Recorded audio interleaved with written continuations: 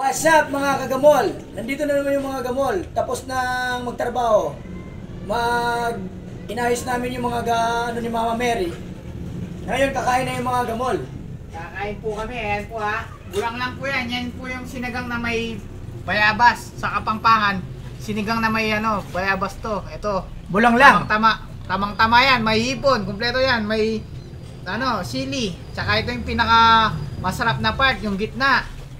Yan yung may taba-taba pa. Tsaka huwag natin kakalimutan yung pampagana ng mga gamol. Ito yung sili.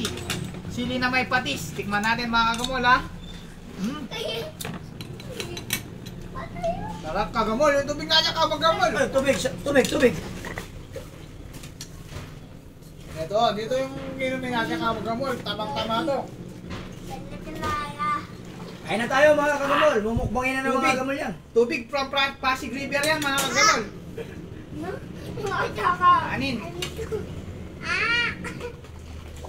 Bigyan mo ng gulay. Luto pala ni to, mga kagamol, ni Lola Pasing.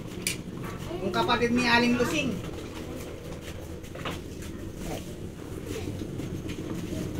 Mga taran sa balay.